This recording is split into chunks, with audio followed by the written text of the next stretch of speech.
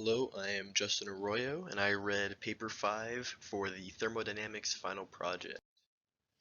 The paper was created because the hydration of propylene, which is how isopropyl alcohol is created, has a byproduct of diisopropyl ether.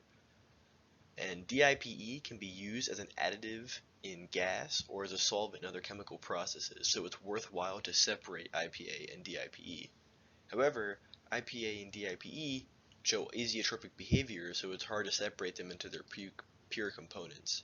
Two methods have been explored recently to combat the difficulty of distilling species which have similar boiling points or exhibit azeotropes: extractive distillation and pressure swing distillation. Other literature has explored these and determined extractive distillation to be more effective, which requires a solvent for IPA and DIPE to be in. This paper looked at two solvents, which is 2-ethoxyethanol and butyl acetate. VLE data for the four different binary solutions, IPA with both solvents and DIPE with both solvents, was looked at, and 2-ethoxyethanol was decided to be the best solvent. They then finished off the paper with a flow diagram with how to implement the solvent with extractive distillation effectively. The paper spends a bit of time showing the results of the Van Ness test and the Harrington test to their VLE data to check for thermodynamic consistency.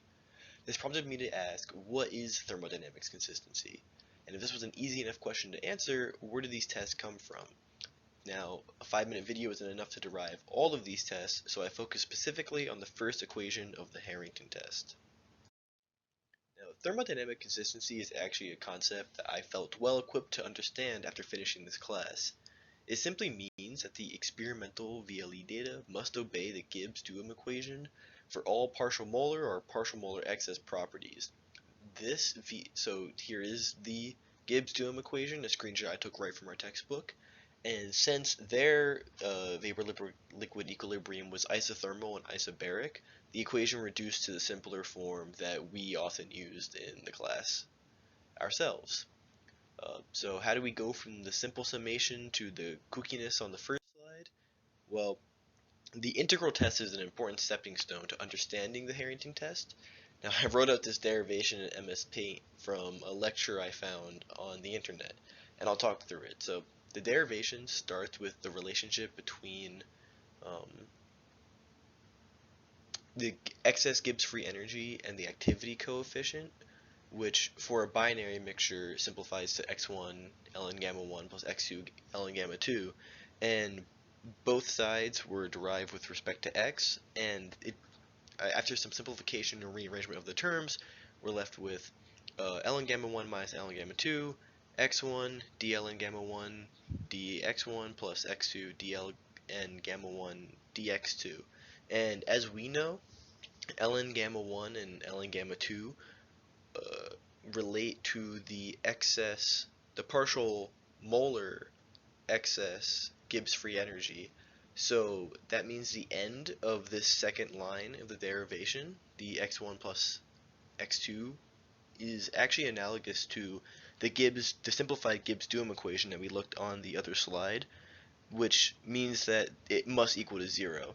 So we're able to go from the second line to the third line with some simplification, and then we apply a basic log property and then bring the x1 to the right hand side as opposed to the left hand side, and we're left with an exact differential, which has to be evaluated at 2 points, and an integral, which is evaluated on a range of 2 points.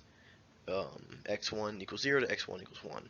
Now, this exact differential is equal to 0 because the excess Gibbs free energy of pure species is equal to 0. So we're evaluating at x1 equals 1, so pure x1, and x1 equals 0, so pure x2. Now, looking at figure 7 from paper 5, we actually see a plot of ln gamma 1 divided by gamma 2, and we can see the area above and below the x-axis, labeled A and B respectively, should be equal to each other. Now, it's difficult to get enough data points for the VLE to exactly guarantee this, so what we have is we have the area above the x-axis minus the area below the x-axis, A and B, and divided by the area above the x-axis plus the area below the x-axis, which should equal 0. said that the absolute value of this should be less than or equal to 2 in order to say that your data actually ensures thermodynamic consistency.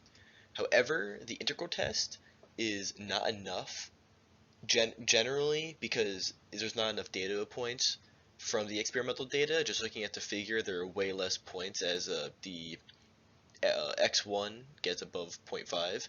So instead, the Harrington test goes one step further and defines this new parameter j based off the boiling points of the two species, and then the a minus b divided by a plus b and the t max minus t min divided by t min are then scaled such that the absolute value of d minus j is less than or equal to 10. That is the end of my presentation. Thank you for listening.